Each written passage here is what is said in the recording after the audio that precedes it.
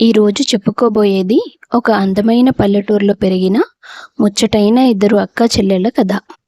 శ్రీనివాస్, లలిత ఇద్దరు భార్యాభర్తలు. వాళ్ళు వ్యవసాయం చేస్తూ జీవనం సాగించేవారు. వాళ్ళకి శ్వేత, స్వాతి అని ఇద్దరు కూతుర్లు పుట్టారు. శ్రీనివాస్ కొద్దో గొప్ప చదువుకున్నవాడు. ఆడపిల్లలు మగపిల్లలు అనే తేడా అతనికి ఎప్పుడూ లేదు. ఇద్దరు ఆడపిల్లలను ఎంతో అపురూపంగా పెంచాడు.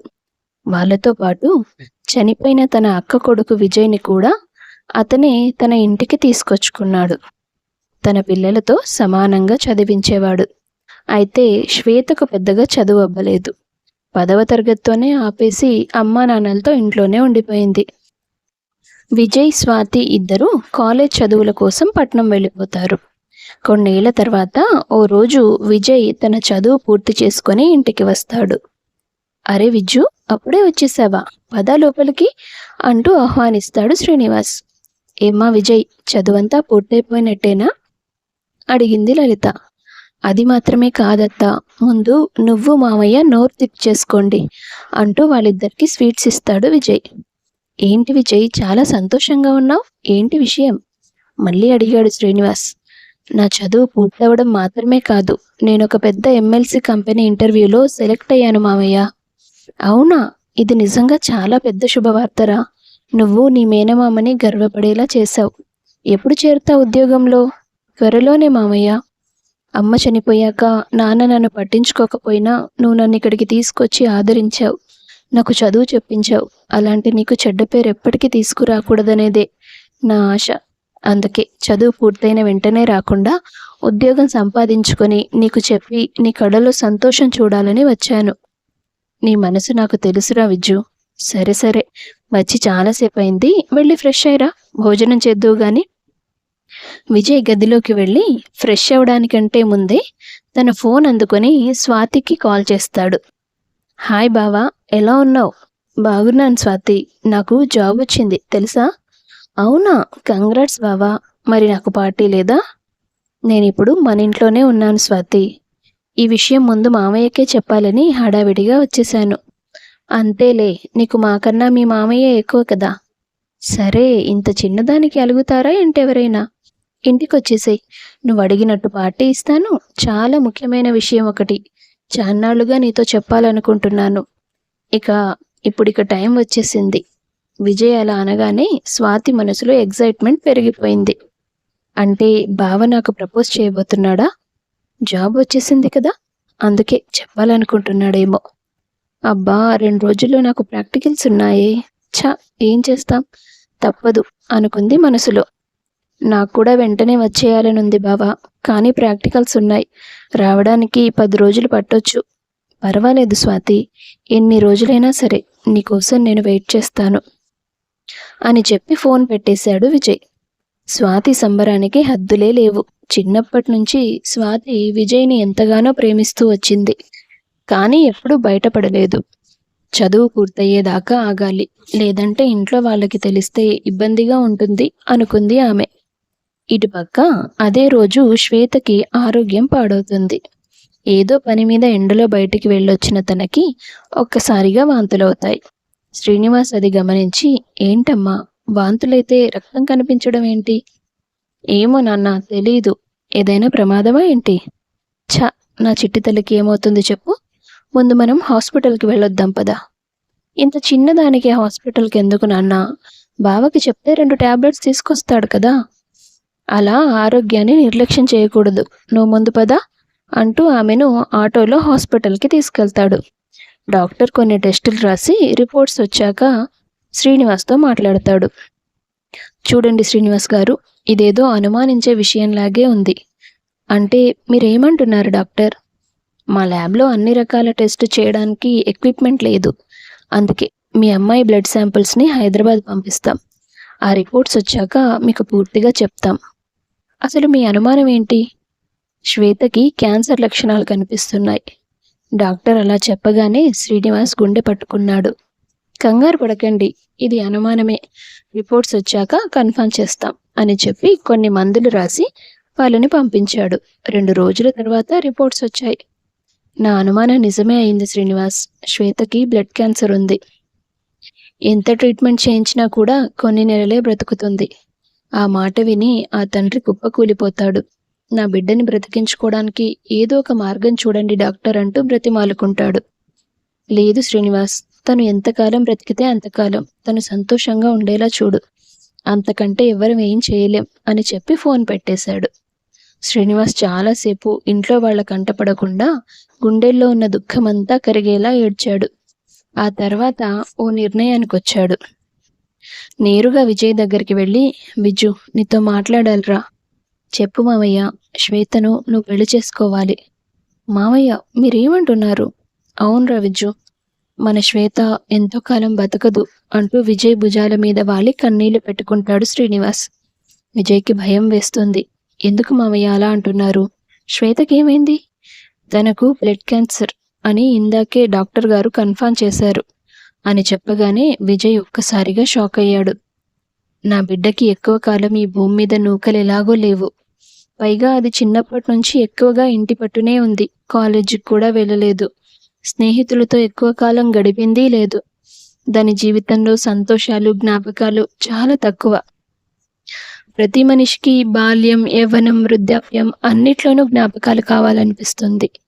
దేవుడు సృష్టించిన అన్ని సంతోషాల్ని అనుభవించాలనిపిస్తుంది. నా బిడ్డకి ఆ అదృష్టం ఎలాగో లేదు. అందుకే తనకి పెళ్లి చేయాలనుకుంటున్నాను. వెళ్ళనేది ప్రతి ఒక్కరి జీవితంలో చాలా గొప్ప వేడుక. ఎన్నో అందమైన జ్ఞాపకాలను మిగిల్చే పుస్తకం. పెళ్లికి సంబంధించిన జ్ఞాపకాలు, పెళ్లి తర్వాత జీవిత భాగస్వామి పంచే ప్రేమ, అనురాగం బతుకున్న నాళ్లు గుర్తుండిపోతాయి.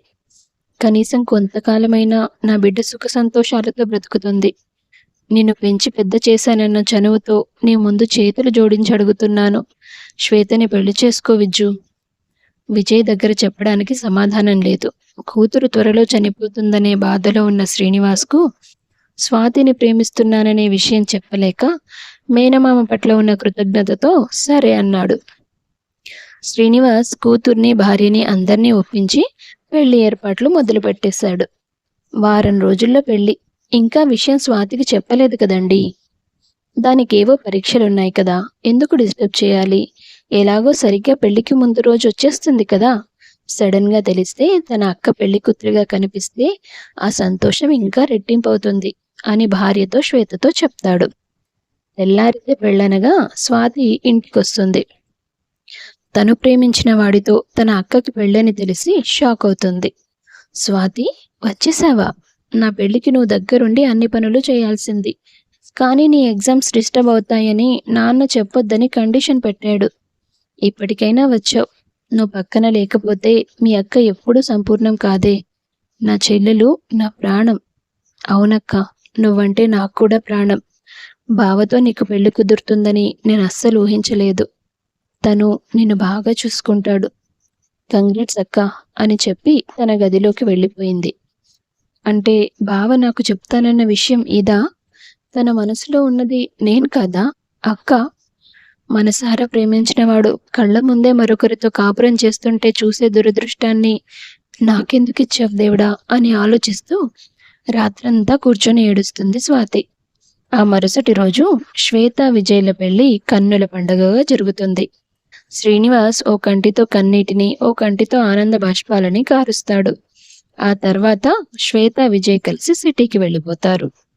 బావా, మనం చిన్నప్పటి నుంచి కలిసే పెరిగాం. ఒక్కరోజు కూడా నీ మనసులో నా గురించి ఇలాంటి ఆలోచన ఉందని చెప్పనే లేదు అని భర్తను అడుగుతుంది శ్వేత. విజయ్ చిన్నగా ఒక నవ్వు నవ్వి ఊరుకుంటాడు. నీకు తెలుసా, మా ఫ్రెండ్స్ అందరూ నన్ను ఏడిపించేవాళ్ళు. నువ్వు చదువుకోలేదు, మీ బావ బాగా చదువుకున్నాడు, అలాంటి వాడు నీ మొహం ఎప్పటికీ చూడడు, ఏ సిటీ అమ్మాయినో పెళ్లి చేసుకొని తీసుకొస్తాడు అనేవాళ్ళు. నాకు కూడా నిజమే అనిపించేది. అందుకే అప్పుడప్పుడు నీ గురించి నా మనసులో ఏవైనా ఫీలింగ్స్ వచ్చినా కూడా నేను బయట పెట్టేదాన్ని కాదు. నీ అందానికి, చదువుకు తగ్గ అమ్మాయి నీ జీవితంలోకి రావాలనే కోరుకునేదాన్ని. చెప్పాలంటే స్వాతి లాంటి అమ్మాయి అయితే నీకు చక్కగా జోడీ అవుతుంది. శ్వేత ఆ మాట అనగానే విజయ్ కళ్ళలో నీళ్లు తిరుగుతాయి. అది చూసిన శ్వేత, అయ్యో బావా, నేను సరదాగా అంటున్నాను. నీ మనసులో, నీ జీవితంలో ఎప్పటికీ నేనే ఉంటానులే, బాధపడకు అంటుంది అమాయకంగా. వైవాహిక జీవితంలో ఉండే అన్ని సుఖ సంతోషాలు శ్వేతకి దక్కాలనే కదా. మామయ్య మాకు పెళ్లి చేశారు. తనకి స్వాతి మీద నాకున్న ప్రేమ గురించి ఎప్పటికీ తెలియకూడదు. అలాగే శ్వేతని నేను పూర్తిగా నా భార్యగా అంగీకరించాలి. తనని సంతోషపెట్టాలి. తను నా కళ్ళ ముందున్నంత కాలం గొప్పగా చూసుకోవాలి అనుకున్నాడు. నీకేంటి శ్వేత, నువ్వు బంగారం. చదువులేనంత మాత్రాన మనిషి విలువ తగ్గిపోదు కదా. నీకు దేవుడు చాలా మంచి మనసిచ్చాడు. అందుకే నువ్వంటే నాకు ఇష్టమని మామయ్యతో చెప్పాను. చెప్పగానే నాన్న మన పెళ్లి చేసేశారు కదా. ముందు నాకే చెప్పుంటే నేనైతే ఎగిరి గంతేసుండేదాన్ని తెలుసా. తాళి కట్టే వరకు కూడా నాకు అనిపించేది నువ్వు నాన్న బలవంతం మీద ఎక్కడ నన్ను పెళ్లి చేసుకుంటున్నావా అని. కానీ నువ్వడిగితేనే నాన్న ఈ పెళ్లి చేశారని చెప్పాక నా మనసుకి ఎంత సంతోషంగా అనిపిస్తుందో మాటల్లో చెప్పలేను బావా అంటూ భర్త ఒడిలో ఒదిగిపోయింది ఆమె. విజయ్ కూడా ఆమెను మనసారా దగ్గరికి తీసుకున్నాడు. అలా వారి దాంపత్య జీవితం మొదలైంది. భర్త చూపించే ప్రేమ వల్ల శ్వేత చాలా సంతోషంగా ఉండేది. అప్పుడప్పుడు తన ఆరోగ్యం పాడవుతూ ఉన్నా ఆ విషయం మీద తనకు ధ్యాస ఉండేది కాదు. విజయ్ తనకి ఏదో ఒక కారణం చెప్పి ఆమెకు మందులిచ్చేవాడు. పెళ్ళాం మీద ఎంత ప్రేమ ఉంటే మాత్రం ఇలా చిన్న చిన్న వాటికి కూడా ఇన్నేసి మందులు వేయిస్తారా? అంటే మనది మేనరిక పెళ్లి కదా, పుట్టే పిల్లలకి ఎలాంటి జబ్బులు రాకూడదంటే కొంతకాలం ఇలాంటి మందులు వాడాలంట శ్వేత. అవునా బావా? అయ్యో, మరి ముందే చెప్పొచ్చు కదా. ఆ విషయం తెలియక నేను ఇంకేదో అనుకుంటున్నాను. ఇంకేముంటుంది చెప్పు. నీకు నిజంగా నా మీద ప్రేమ ఉంటే ఇకపై నేను ఇచ్చినా ఇవ్వకపోయినా నువ్వు టైంకి మందులు వేసుకోవాలి. నీకోసం చచ్చిపోమన్నా ఆనందంగా చచ్చిపోతాను బావా. నేను మందులు వేసుకోమంటే వేసుకోలేనా ఏంటి? అలా మాట్లాడొద్దు శ్వేత. నువ్వెప్పుడు నా కళ్ళ ముందే సంతోషంగా ఉండాలి. సరదాగా అన్నాను బావా. నిన్ను వదిలి నేను మాత్రం ఎక్కడికి పోగలను? రోజులు గడిచే కొద్దీ శ్వేత మంచితనానికి, ఆమె తన మీద చూపించే ఎనలేని ప్రేమకి విజయ్ మనసు చలించిపోతుంది. ఇన్నాళ్ళు మావయ్యకిచ్చిన మాట కోసమే నేను అంగీకరించానని అనుకున్నాను శ్వేత. కానీ నువ్వు చూపించే ప్రేమకి నా మనసు నాకే తెలియకుండా నీకు దాసోహం అయిపోయింది. నీతో నా జీవిత ప్రయాణం ఇంత అందంగా ఉంటుందని నేను ఎప్పుడూ ఊహించలేదు. మనసులో ఏదో మూల స్వాతి దూరమైందనే భావన ఉందే తప్ప ఇప్పుడు నాకు నువ్వే సర్వస్వం అయిపోయావు. నువ్వు దూరం అయిపోయే రోజొకటి వస్తుందని తలుచుకుంటుంటేనే భయంగా ఉంది అనుకున్నాడు మనసులో. మరుసటి రోజు, బావా చెప్పడం మర్చిపోయాను. నాన్న మనల్ని వచ్చే ఆదివారం ఇంటికి రమ్మన్నారు. నీ మతిమరుపు సంగతి తెలిసి నాకు కూడా ఫోన్ చేశారులే. అంటే ఏంటి నీ ఉద్దేశం? నువ్వు ఒక పెద్ద తింగర్ మేళానివని. బావా, నువ్వు నన్ను టూ మచ్గా ఇన్సల్ట్ చేస్తున్నావు. అది మంచు కిట్కాట్ కాదు, మచ్, టూ మచ్ అనాలి. నాకు ఇంగ్లీష్ రాదని వెక్కిరిస్తున్నావు కదూ. ఇవాళంతా నేను నీతో మాట్లాడను. ఆఫీస్లో బోల్డ్ మంది ఉన్నారు నాతో మాట్లాడడానికి. నువ్వు మాట్లాడకపోతే మాత్రం ఏమైందిలే. అంటే ఆఫీస్లో అమ్మాయిలకు లైన్ వేస్తున్నావా నువ్వు? చిపో, నేను నీతో ఉండను. మా అమ్మ దగ్గరికి వెళ్ళిపోతాను. పిచ్చిదానా, ఊరికే జోక్ చేశాను అంటూ వెనక్కి నుంచి ఆమెను హత్తుకొని, నువ్వు నా ప్రాణం శ్వేత. నిద్రలో వచ్చే కలలో కూడా నా పక్కన నువ్వే ఉండాలి అనిపించేంత పిచ్చి నాకు నువ్వంటే. నాకు తెలుసులే. మరి తెలిసినప్పుడు ఎందుకే బిల్డప్? ఊరికే నిన్ను ఆట పట్టిద్దామని. నీ ప్రేమలో తడిసి ముద్దైపోయే నీ పెళ్ళానికి నువ్వు మరొకరి గురించి ఆలోచించవనే సంగతి తెలియదా ఏంటి? నా మొగుడు నాకు మాత్రమే సొంతం. శ్వేత అలా అనేసరికి విజయ్కి తన జబ్బు సంగతి గుర్తొస్తుంది. నీ నోటి మాటే నిజమవ్వాలి శ్వేత. చివరి వరకు నువ్వు నాతోనే ఉండాలి. అయ్యో బావా, ఇంత చిన్నదానికి అంత ఎమోషనల్ అవుతావెందుకు? మన ప్రేమకి ఎవ్వరి దిష్టి తగలదు. మన మధ్యలోకి ఎవ్వరూ రారు. సరేనా? కళ్ళు తుడుచుకో. ఆఫీస్కి టైం అవుతుంది, ఇంక బయలుదేరు. 2 రోజుల తర్వాత వాళ్ళు తమ ఊరికి వెళ్తారు. కూతురు అల్లుడు చాన్నాళ్ళకి ఇంటికి వచ్చారని శ్రీనివాస్, లలిత హడావిడి చేయడం మొదలుపెట్టారు. స్వాతి కూడా అప్పుడు అక్కడే ఉంది. శ్వేత తల్లిదండ్రులతో మాట్లాడడంలో నిమగ్నమైపోయింది. విజయ్ స్వాతిని వెతుక్కుంటూ పెరట్లోకి వెళ్ళాడు. ఏంటి స్వాతి, మీ అక్కని పలకరించావు కానీ ఈ బావని పలకరించవా? కొత్తగా పలకరించడానికి ఏముంది బావా? నువ్వేం కొత్త చుట్టానివి కాదు కదా. కలిసే పెరిగాం కదా. ఎందుకంత కఠినంగా మాట్లాడుతున్నావు? రెప్పల చాటున దాగున్న కన్నీళ్లు, భావాలు ఎవరి కంటికి కనబడవు బావా.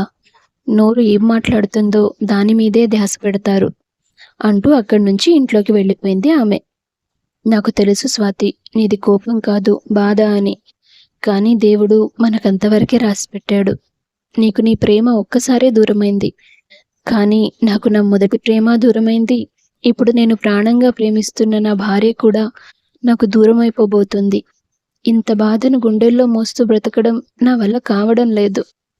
కనీసం నీతో చెప్పుకుందామన్నా ఆ అవకాశం కూడా లేదు. నా కోసం నువ్వు పడుతున్న బాధని నువ్వు తట్టుకోగలుగుతున్నావు. కానీ శ్వేత త్వరలో చనిపోతుందని తెలిస్తే ఇప్పటి నుంచే నువ్వు ఆ బాధని మొయ్యాలి. అది నాకు ఇష్టం లేదు. ఎటు పెట్టి నలిగిపోతున్నది మామయ్య, నేను ఇద్దరమే. అది మీకెవ్వరికీ తెలియదు అని తన మనసులో అనుకుంటూ బాధపడ్డాడు. బావ చూసే చూపులో, మాట్లాడే మాటల్లో తనకి నా మీదున్న ప్రేమ నాకు స్పష్టంగా కనిపిస్తోంది. అలాంటప్పుడు నాకు మాట మాత్రమేనా చెప్పకుండా బావ అక్కని ఎందుకు పెళ్లి చేసుకున్నాడు? తన మీదున్న ప్రేమ వల్ల నాకు అలా అనిపిస్తోందా? నా మనసుకి కలిగే ఈ భావన నిజం కాదా అంటూ బాధపడుతుంది స్వాతి. ఎలాగోలా ఇంకొంతకాలం కుటుంబంలో ఎవ్వరికీ శ్వేత విషయం తెలియకుండా నెట్టుకొచ్చారు మామ అల్లుళ్ళు. కానీ ఆ రోజు రానే వచ్చింది. శ్వేతకి తన జబ్బు గురించి తెలిసిపోయింది. విజయ్తో అంత హఠాత్తుగా తన తండ్రి పెళ్లి చేయడానికి వెనుక కారణం కూడా తెలిసింది.